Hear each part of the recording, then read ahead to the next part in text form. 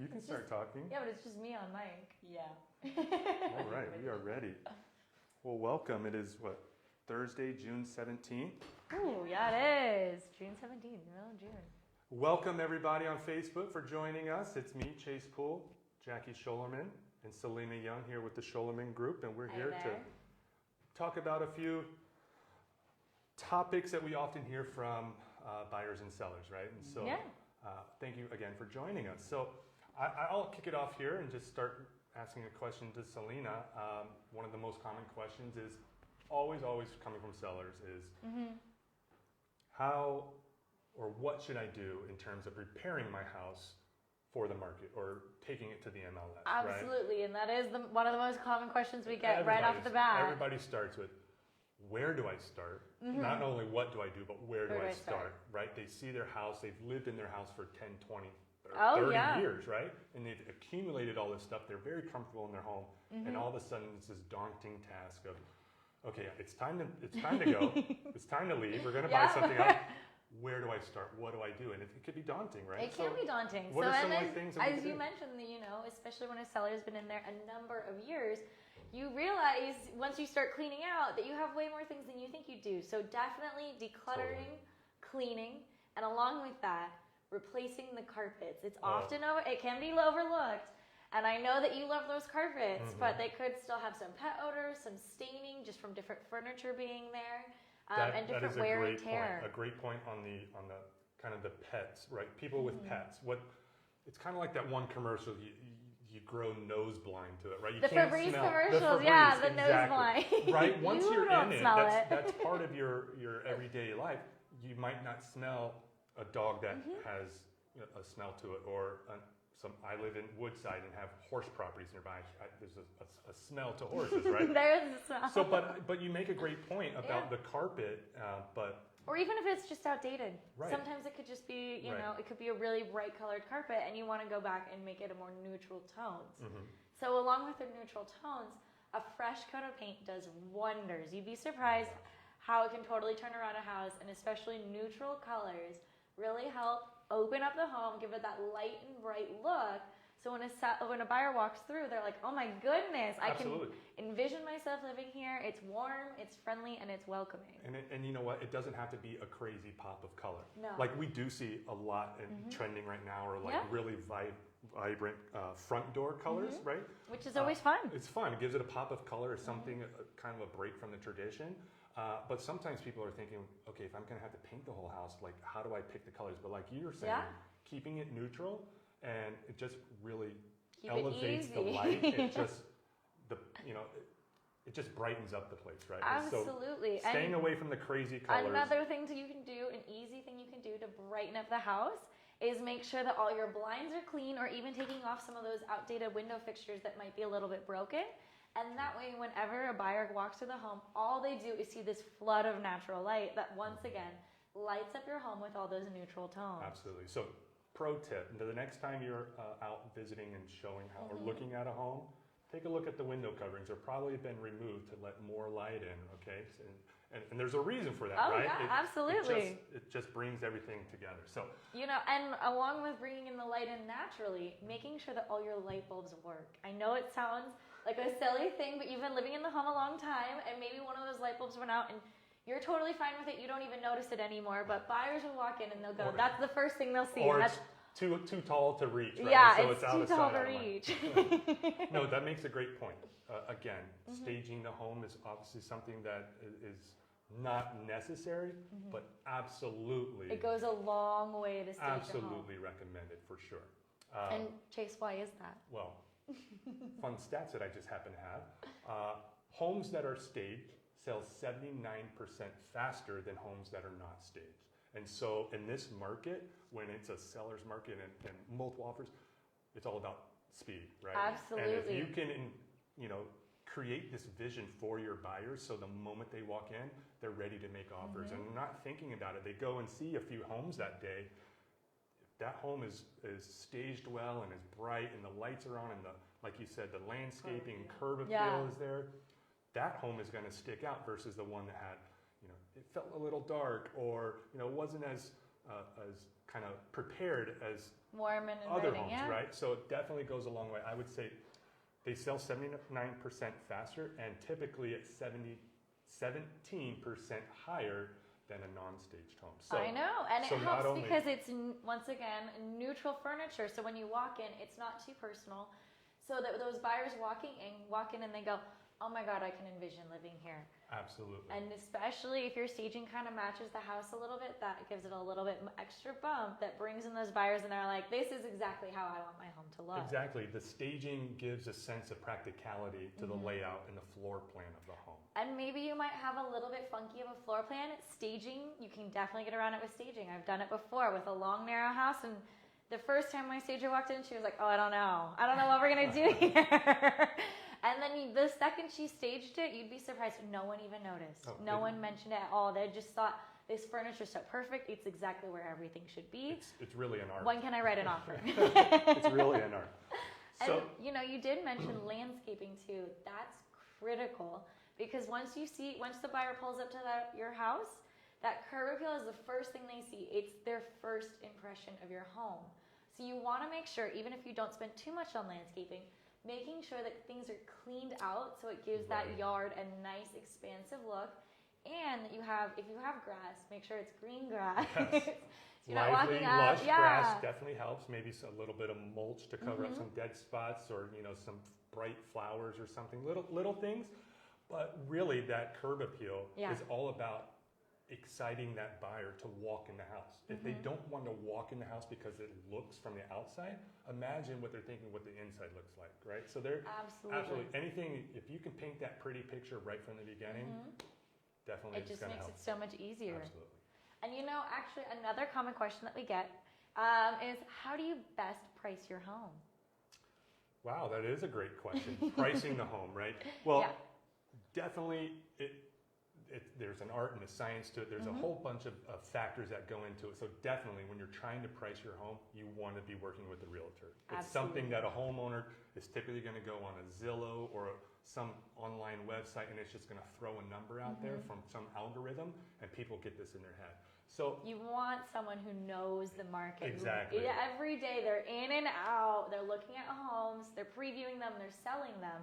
They know what's coming on and off market, so they can best price your home. Absolutely. So when you're working with a realtor to price your home, you're working with a realtor who, again, knows all of the comps in the area, in the neighborhood. So everything that is on the market, your competition, right? Absolutely. If homes are very similar to size and location and to value to our home that are already on the market, that's kind of a baseline of what to expect. But we're also going to be looking at what is closed, what is actually sold, right? Not just what is advertised for sale, but what is actually closed. Give us a better understanding of where the market is headed. And how do you strategically price your home? Well, that is a great question. And in this market, because buyers are, so abundant, we want to capture as many of them as possible. Absolutely. And doing so, our strategy here with the Schoelerman Group is event pricing. And what we mean by event pricing, well, think of your perceived value, your market price. The market price is going to be just, here's a list price, what the market thinks your home is worth. Exactly. This is what the home is valued. This is a fair price. Well, with us, what we want to do and what we encourage our sellers to do is go with event pricing. And event pricing is pricing that home just below that perceived value, that market value, to show everybody, say, oh my gosh, this home has much more value because it's better priced than everything else in the market or of those comparables in the neighborhood, right? So when you lower that price just a bit, again, this is not the sales price. This is an invitation price, right? By putting that event pricing, we're inviting people come look at the home, because the more people that are interested, the more people are going to go look at it and put in offers. And then the more offers, what happens when we get multiple offers? It leads to the highest possible price. And that is probably, I'm going to venture to say 99% of what the seller's main goal is, get the highest possible price. It's definitely Not an always, important factor. But definitely, I want the highest possible price. So by dropping that price, that invitation price, we have no intention on selling at that price. Our intent is to get people excited into the door and then multiple offers. So again, how do we come up with that sales price? Again, there's no science to or exact science to it. but there are many factors. It's going to be the comps, what's on the market, what is sold, what is the layout of your home. Do you have a completely custom home with a very unique layout set of features that is truly unique and a one of a kind, or is this a home that is built in a neighborhood like an Eichler? Yeah, and absolutely. Very many, you have the same style of home in the neighborhood. So taking into consideration the layout, the location, the amenities, it could come down to the school district you're in. Oh, absolutely. It often comes down to school district. So all of these factors come into play when coming up with a sales price. Best thing to know is you really want to nail that price down in the very beginning once you go into MLS for the first time. Why is that? Because the longer a house sits on the market, the more buyers look at it and they go, oh my God, is there something wrong with this house? There must be something. And then the longer it sits on the market, the less interest you're starting to get. So then you have to come back later on with that price drop. And everyone else who has seen the house, seen the price drop, they're like, okay, so what advantage do we have now? Absolutely. So again, pricing it right from the get-go, right out of the gate, right when you go to market with your home is crucial. And that's when you're going to get the most amount of viewers looking into your home. Exactly. Because again, you see a price drop, someone says, oh, I'm not interested, there's something wrong, there's a reason they're dropping the price, there's a reason nobody else is interested in. Why would I be interested if nobody else is? So again, we'd love, that's a conversation that we're going to have with our sellers, a customized plan to come up with that strategic price. And again, at the end of the day, the seller has ultimate say on what is done. It's their home. It's not my home to sell. It's their home. But at the end of the day, the buyer is the one who determines the sales price. True. And then lastly, kind of the third question coming up is relative to this is I'm putting my home on the market or I'm selling my home. How do I find a replacement home? What's the strategy? Do I have to sell first? Right. Do I go and buy? Right. What happens if I don't have the finances to go just pick up and get a loan and buy a new house before even thinking of selling my current? So we've been having a lot of these discussions recently. Absolutely. With we get clients. them all the time. Right. And so some of the strategies are going to be, I would say, option one is go ahead and prepare the home to get on the market now. Yeah. Right? Because the market is hot. You can take advantage of the hot market, the low interest rates. The low interest rates, all the buyers. Get it on the market now.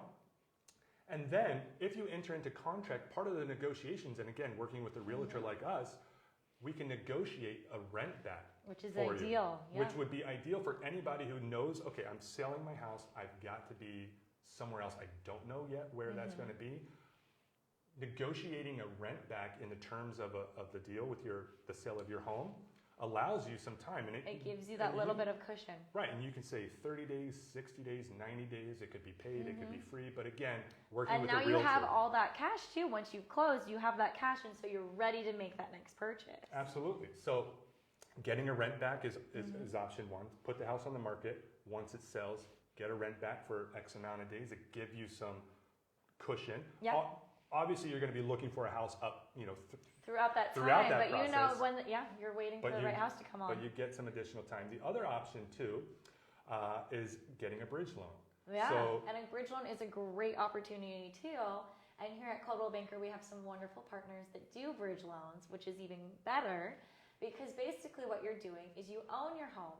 You're getting a loan on the equity of the home.